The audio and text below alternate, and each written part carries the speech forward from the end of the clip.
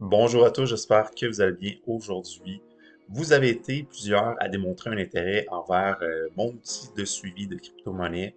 Et aujourd'hui, mon intention, c'est de faire un retour sur le top 10 des questions que j'ai reçues pour bien vous accompagner dans l'utilisation de mon outil. Pour les questions que je vais aborder dans cette vidéo, je vais tout d'abord commencer par vous montrer comment vous créer une copie du format Google Sheet de l'outil de suivi. Pour le deuxième point aujourd'hui, je vais vous montrer comment faire des achats, des ventes et aussi comment faire des transferts pour suivre vos crypto-monnaies dans vos différents portefeuilles. Ensuite, euh, probablement que vous avez déjà des crypto-monnaies. Pour le troisième point, je vais vous montrer mon astuce pour entrer plus rapidement vos informations en date d'aujourd'hui.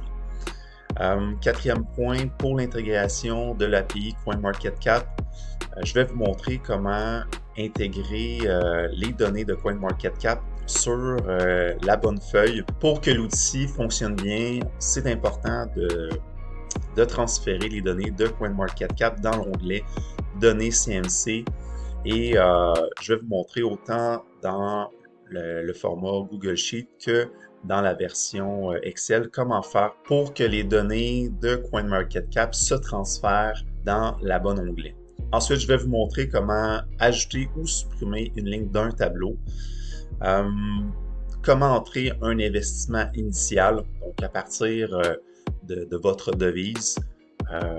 C'est important de savoir combien vous injectez dans le monde des crypto-monnaies et je vais vous montrer comment entrer les montants de votre devise que vous avez injecté en crypto-monnaie. Ensuite, il y a des cases dans les outils Excel qui ne faut pas modifier et je vais en parler un peu plus tard dans la vidéo. Si jamais vous supprimez une case qui contient une formule, je vais vous montrer une astuce pour remédier au problème. Et puis pour finir avec les données manuelles, je vais vous expliquer dans quelles circonstances il faut entrer manuellement certaines données de nos crypto-monnaies. Donc voilà pour les sujets d'aujourd'hui. J'espère que ça vous aidera à bien utiliser les outils de suivi. Et si vous avez d'autres questions que je ne couvre pas aujourd'hui, n'hésitez pas à m'écrire. Alors pour la première question, comment on fait pour, premièrement, accéder à l'outil de suivi au format Google Sheet? Et une sous-question à ça, comment faire pour se créer une copie sur notre Drive? Donc, nous voici sur l'outil de suivi format Google Sheet. Vous allez avoir reçu un courriel, donc suite à votre achat. Et puis, dans ce courriel, vous allez avoir des documents qui vous donneront soit l'outil de suivi format Excel ou bien le lien qui mène vers l'outil que je vous présente juste ici. Donc, si vous demandez comment accéder aux outils après votre achat, allez voir vos courriels. Ensuite, pour l'outil format Google Sheet, comment faire pour se créer une copie? Bien, c'est tout simple. Ça va vous prendre un compte Google. Par la suite, vous allez être en mesure d'accéder à l'outil via votre compte et de vous créer une copie. Donc, vous allez dans Fichier et créer une copie. Donc, je vais le faire avec vous ici. Puis ici, vous avez la possibilité de changer le nom de votre document. Donc, disons ici que je vais mettre mon nom. Le dossier dans lequel mon outil de suivi format Google Sheet sera enregistré sera mon Drive. Et puis, par la suite, vous créez une copie. Donc là, vous voyez, ça fait la copie. Au même moment où vous allez avoir créé votre copie sur votre Drive, donc là, vous voyez qu'il y a un nouvel onglet qui s'est ajouté, mais sachez que vous avez aussi la possibilité d'accéder à votre Drive en allant sur Google, juste ici, les 9 petits points, Drive, et puis, vous voyez ici que mon outil de suivi s'est ajouté dans mon Drive personnel. Fait que là, quand que vous allez le faire, quand vous allez faire une copie, ça va être, dans le fond, l'outil que vous allez avoir copié va vous appartenir et vous allez être en mesure de faire les modifications comme vous voulez.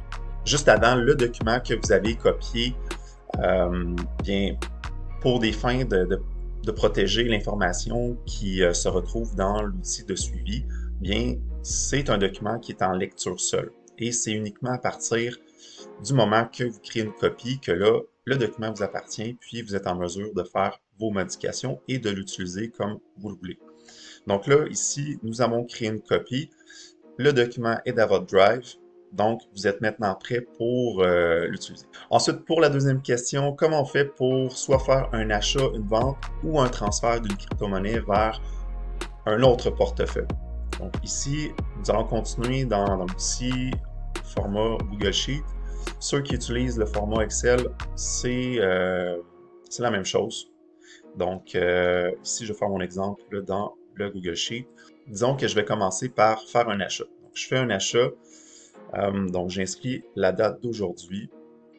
Donc, 2023, 05, 26. Et puis, ça, je tiens à préciser que c'est important lorsqu'il y a des formats de date de les respecter. Ici, pour les formats de date, je vous propose l'année, le mois et le jour. Donc, ici, on fait un achat. Disons ici que nous allons acheter des bitcoins. Donc, le symbole du bitcoin, c'est BTC. Nous allons acheter pour l'équivalent de 2 bitcoins. Disons qu'on a beaucoup d'argent. Puis, à un prix de, disons, 25 000 $. Comme ça. Donc, vous voyez ici que les cases que vous devez entrer des informations sont en orange et les cases blanches, c'est les cases où les valeurs se calculent automatiquement. Donc, à ne pas supprimer. Donc, on continue pour l'exemple de l'achat de nos bitcoins. J'ai acheté des bitcoins avec des USDT. Ici, vous voyez, ça vous demande d'inscrire le portefeuille utilisé pour l'achat ou la vente. Et puis, ça, l'utilité de ça, c'est que si vous spécifiez que vous avez acheté, disons, vos crypto-monnaies sur, disons ici, Binance, bien, ça va considérer que le Bitcoin qu'on a acheté, bien, il est toujours sur Binance. Et puis, ici, un petit peu plus loin, on vous demande si le Bitcoin que vous avez acheté, bien, vous l'avez acheté avec votre devise fiduciaire, donc des euros, des dollars canadiens.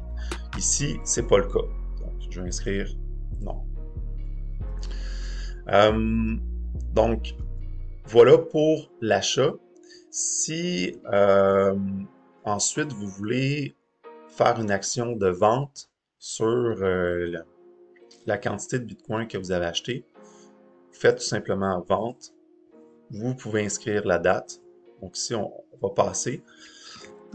On va inscrire le symbole du Bitcoin. Je vais en vendre un à un prix de 30 000 $. Donc là, ici, vous voyez que, encore une fois, il y a des données qui se calculent de façon automatique, notamment le prix moyen de vente, le prix moyen d'achat, puis le PNL si vous avez vendu, mais vous allez voir si vous avez un PNL qui est positif ou négatif. Donc ici, je fais une vente BTC USDT. Donc ça voudrait dire que vous achetez de l'USDT par la suite parce que vous prenez des profits sur votre Bitcoin. Et puis, vous indiquez la plateforme sur laquelle vous vendez des Bitcoins. Donc ici, c'est Binance. Pour chaque vente, vous allez réaliser un achat. Donc ici, comme je vous ai dit, j'ai vendu des Bitcoins pour des USDT. Donc ce que ça va faire, c'est que je vais faire un achat de USDT. Une quantité, donc vous allez rentrer la quantité que vous allez avoir reçue suite à la vente de vos Bitcoins. Ici, vous avez reçu pour l'équivalent de 5000 USDT. Vous rentrez 5000 USDT à un prix d'$. Puis, vous indiquez la paire, encore une fois, donc USDT, Bitcoin. Puis, vous indiquez, dans le fond, la plateforme utilisée pour l'achat de vos USDT. Donc, s'ils sont toujours sur Binance, vous rentrez Binance. Dans le cas où, suite à votre vente de votre Bitcoin, vous avez reçu des USDT, comme on a mentionné ici, puis ces USDT-là, vous désirez les transférer, disons, dans votre portefeuille MetaMask. Donc là, ce que vous allez faire, c'est vous allez faire un transfert. Donc, transfert out, transfert in. Vous allez inscrire le symbole de l'USDT, donc de la crypto-monnaie que vous désirez transférer sur votre MetaMask. Et puis ici, vous allez rentrer la quantité. Donc, ici, la quantité qu'on désire transférer, c'est 5000. Donc, vous voyez ici que la différence entre faire des transferts et des achats, il y a des informations que nous n'avons pas besoin d'entrer quand on fait des transferts. Donc, automatiquement, il y a certaines cases qui deviennent blanches, comparativement à si on fait des achats ou des ventes, comme on peut voir ici. Donc, ça, c'est normal. Donc, pour faire un transfert, les seules informations que vous avez besoin d'entrer, c'est bon, le symbole, la quantité, puis dans la colonne transfert out ou in, donc ici, on commence par faire un transfert qui sort de Binance. Donc ici, on va spécifier Binance. Et puis, dans notre transfert in, nous allons spécifier le portefeuille de destination. Donc moi, j'ai dit tout à l'heure, bon, je veux recevoir mes USDT dans mon MetaMask. Donc, je spécifie MetaMask. En théorie, si tout se fait bien, mes USDT devraient se transférer dans mon MetaMask. Maintenant, pour voir ces informations-là par portefeuille, vous allez dans Bilan global. Et puis, juste ici, dans ce tableau-là, vous allez être en mesure de spécifier vos portefeuilles que vous avez. Donc ici, Binance, MetaMask. Ici, je désire voir mes Bitcoins et mes USDT. Donc, vous voyez ici que effectivement, mes 5000 USDT sont rendus dans mon MetaMask. C'est parfait. Et puis, qu'il me reste un Bitcoin sur Binance. Donc, est-ce que ça fait du sens? On retourne voir dans l'onglet Achat-vente. Nous avons acheté 2 Bitcoins. On a vendu un Bitcoin. Si nous allons voir ici dans les plateformes qu'on a utilisées pour faire l'achat et la vente. Donc, autant l'achat que la vente a été fait sur Binance. Donc, ça fait du sens qu'il nous reste un Bitcoin sur Binance. Donc, voilà comment on fait pour utiliser l'outil de suivi, autant pour des achats, des ventes que des transferts. Si pour vous, ce n'est pas important d'avoir les quantités de crypto-monnaies par portefeuille, bien, je vous invite à simplement faire les actions d'achat-vente, mais sachez que les quantités dans le tableau juste ici par portefeuille ne seront pas justes.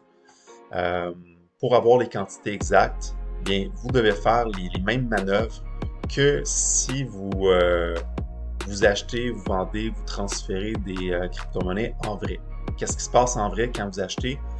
Quand vous vendez, bien, vous achetez, vous vendez, puis quand vous les transférez, bien, vous faites le transfert. Donc ici, c'est vraiment, vous devez rentrer vraiment toutes les actions que vous réalisez pour avoir l'argent sur les quantités de crypto-monnaies par portefeuille. Donc, voilà pour le deuxième point. Ensuite, troisième question, comment faire pour entrer rapidement les crypto-monnaies que vous pouvez avoir en ce moment et éviter de faire toutes les actions d'achat, vente et transfert pour avoir l'heure juste sur les quantités de crypto-monnaies par portefeuille. Donc ici, mon astuce, je vous invite à simplement faire des actions d'achat. Et puis, on prend l'exemple que nous avons pris ici tout à l'heure, quand on avait acheté justement 2 Bitcoins. Si, disons que vous avez acheté 2 Bitcoins, puis vous savez que vous les avez achetés sur Binance, mais que par la suite, ces 2 Bitcoins se retrouvent sur un autre portefeuille comme votre portefeuille KuCoin, bien, au lieu d'inscrire Binance comme portefeuille utilisé pour l'achat, bien, je vous invite à sélectionner tout de suite KuCoin. Donc, votre portefeuille où se retrouvent vos bitcoins.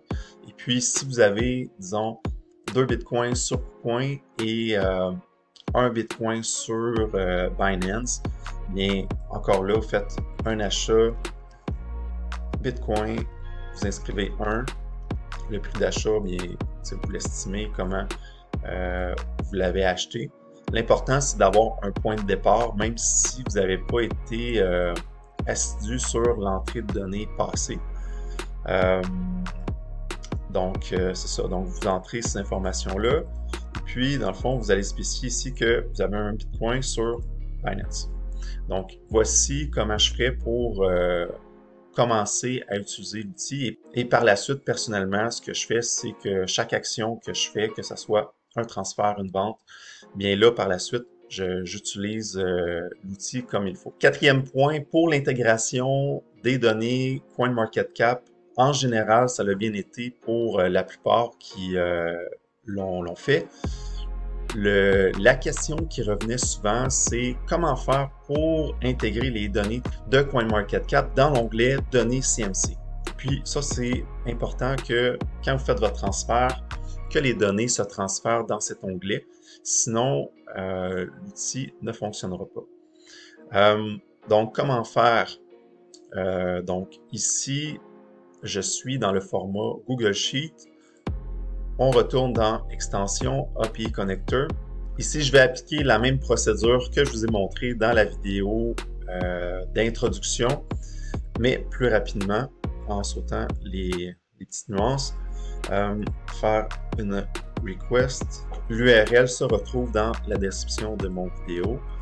Donc, ici, après pour les headers, j'ai besoin de cette information-là. Accepte. Ensuite, ici.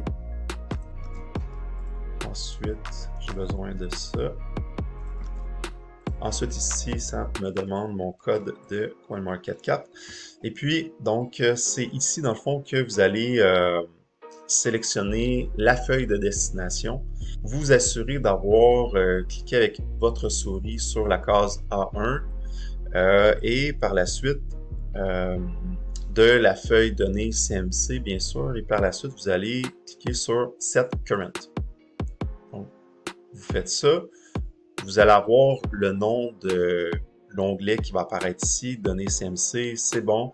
La cellule A1, c'est parfait. Vous allez rentrer un nom pour la requête. Comme ça, vous faites enregistrer et puis vous faites Run. Donc là, c'est la façon comment faire en sorte que les données que nous allons prendre de CoinMarketCap, bien, qui s'intègrent dans l'onglet Données CMC. Maintenant, pour ceux qui utilisent l'outil format Excel, vous allez dans votre outil, dans l'onglet Données CMC, vous sélectionnez la case A1, puis ici, vous allez dans Données à partir du web. Donc ici, vous allez dans Avancer. On va... ça, c'est ma clé CoinMarketCap. Ici, on va reprendre les informations de ma vidéo YouTube. Pour l'URL, vous cliquez sur les liens que je vous ai laissés ici. Vous prenez l'entièreté de l'URL que j'ai mis dans ma description. Donc, juste ici. Donc, voilà. Et vous faites OK.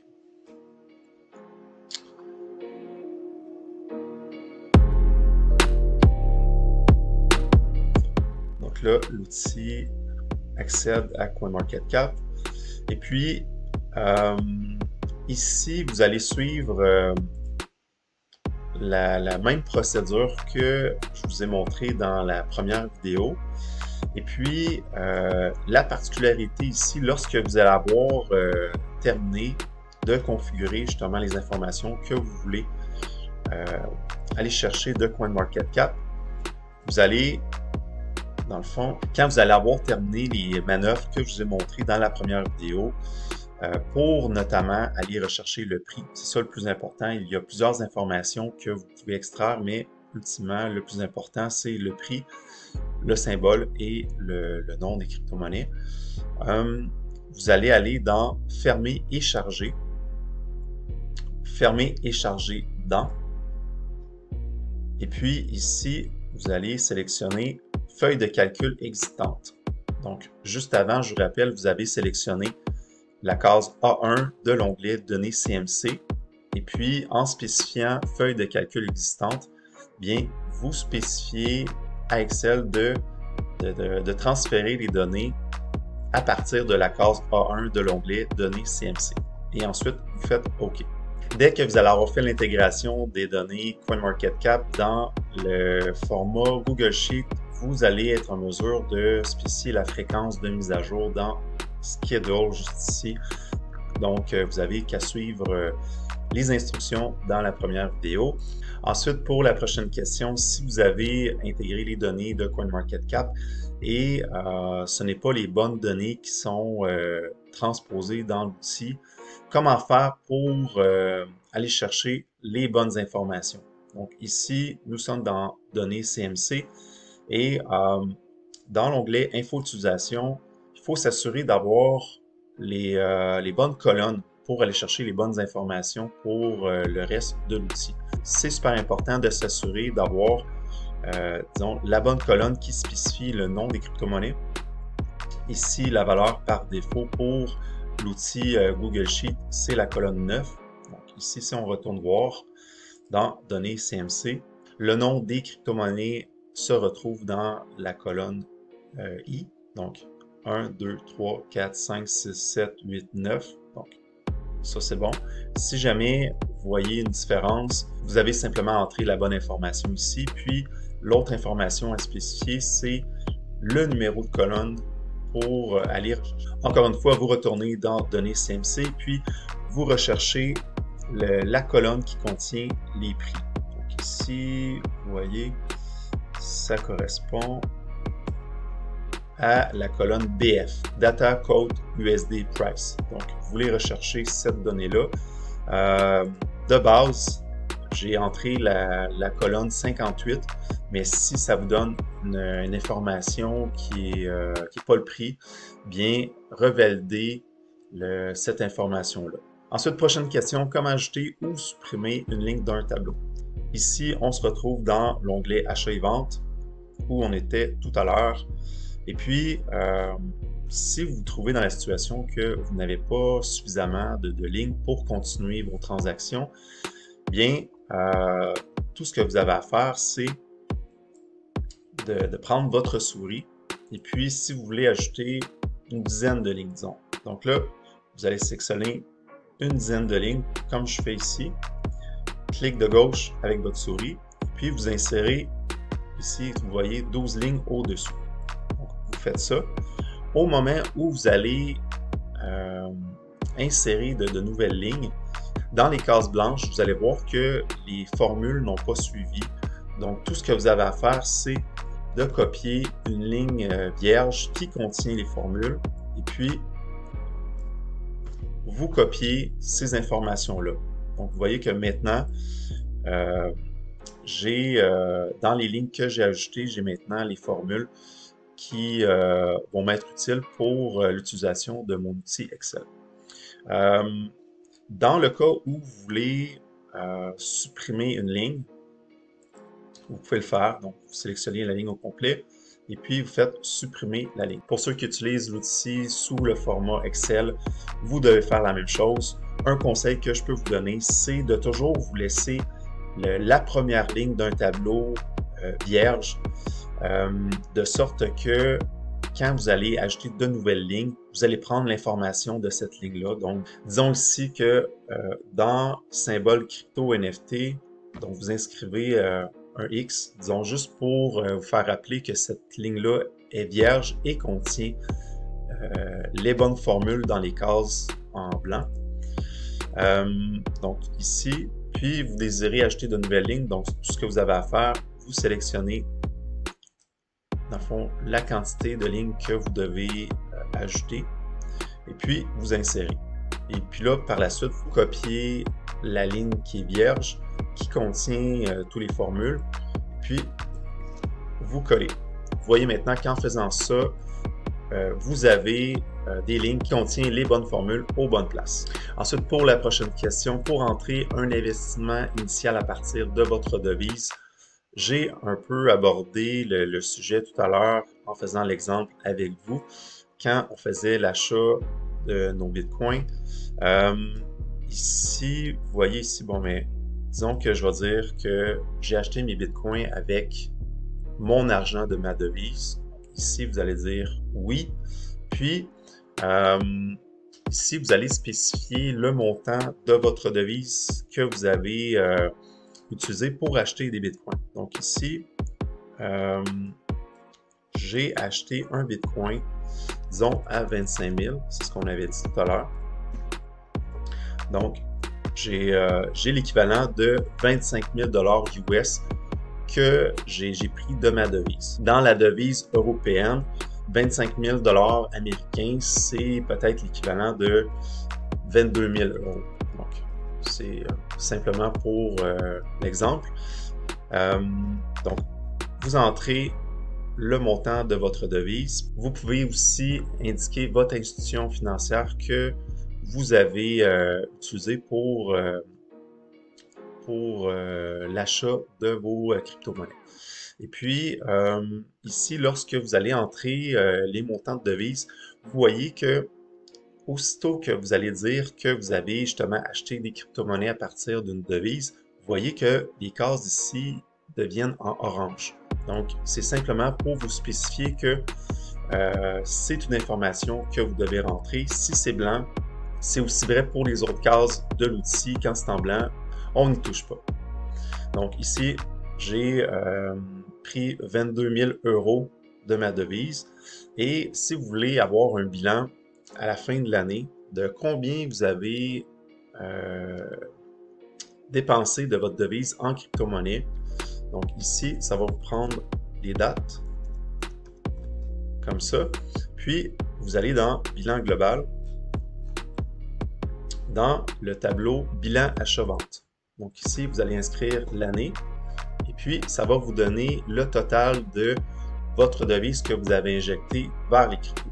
Puis c'est aussi vrai pour ce que vous avez retiré des cryptos vers votre devise, puis les PNL réalisés. Si jamais vous supprimez des données d'une case en blanc, ici, vous voyez que dans l'espace formule, vous voyez les formules qui sont contenues dans chaque case. Puis ici, disons que, bon, je supprime la valeur, puis j'inscris par erreur le symbole du Bitcoin. Donc ici, je viens écraser la formule qui était là. Ce que je vous recommande de faire dans ce cas-là, c'est de simplement supprimer la ligne. Donc, vous la supprimez, puis au besoin, vous ajoutez une nouvelle ligne.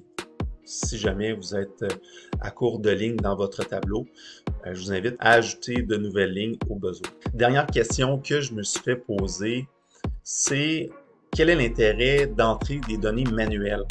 Donc ici, dans données CMC, on fait l'intégration de CoinMarketCap pour avoir l'information de 5000 crypto-monnaies dans données manuelles. Donc, il y a deux utilités à ça. C'est sur le site de CoinMarketCap, il y a certaines crypto-monnaies qui ont le même symbole. Ça n'arrive pas souvent, mais ça arrive parfois, notamment pour la crypto-monnaie BitTensor qui a le symbole Tao. Mais en ce moment, sur CoinMarketCap, il y a déjà une crypto-monnaie qui a le symbole Tao. Et si vous entrez le symbole Tao dans vos achats et ventes, bien, ce qui va arriver, c'est que vous allez avoir les informations du mauvais projet. Et ça peut arriver parfois, mais pas souvent, comme je vous ai dit. Dans ce cas-là, je vous invite justement à faire un symbole alternatif. Donc, disons, si vous avez des BitTensor dans votre portefeuille, bien, faites-vous un symbole custom, justement Tao avec un point ou 1, 2, peu importe. Et puis là, vous allez devoir suivre de façon manuelle le prix. Donc, c'est une interaction de plus à faire, c'est sûr, comparativement à avoir toutes les données de façon automatique. Mais je peux vous dire que ça sera une minorité de vos crypto-monnaies que vous allez suivre de façon manuelle. Parce que quand même, avec l'intégration de l'API CoinMarketCap, on a la possibilité de suivre 5000 crypto-monnaies. Si votre portefeuille se compose uniquement de crypto-monnaies qui ne figurent pas dans les 5000 crypto-monnaies de CoinMarketCap, bien, c'est peut-être parce que vous prenez un peu trop de risques. Donc, voilà ce que j'avais à dire pour ça. Et puis, ah oui, dernier point pour les données manuelles, c'est aussi pour les crypto-monnaies qui sont plus exotiques. Parfois, ça prend un certain temps avant qu'une crypto-monnaie soit listée sur CoinMarketCap. Et puis, les très petites crypto-monnaies en capitalisation ne se retrouvent pas généralement sur CoinMarketCap. Donc, dans ce cas-là, vous allez devoir rentrer les informations de façon manuelle. Puis, les informations à rentrer, comme je disais ici, bon, c'est le nom de la crypto-monnaie, le symbole et le prix. Vous voyez, c'est pas si compliqué que ça. Donc, voilà mon retour concernant les questions que vous pourriez avoir pour l'utilisation de mon outil de suivi en crypto-monnaie. J'espère que vous allez l'apprécier et que ça va vous aider à être des investisseurs profitables en crypto-monnaie. Merci et si vous avez des questions, n'hésitez pas à me les poser par courriel ou bien sur Twitter. Merci et à la prochaine.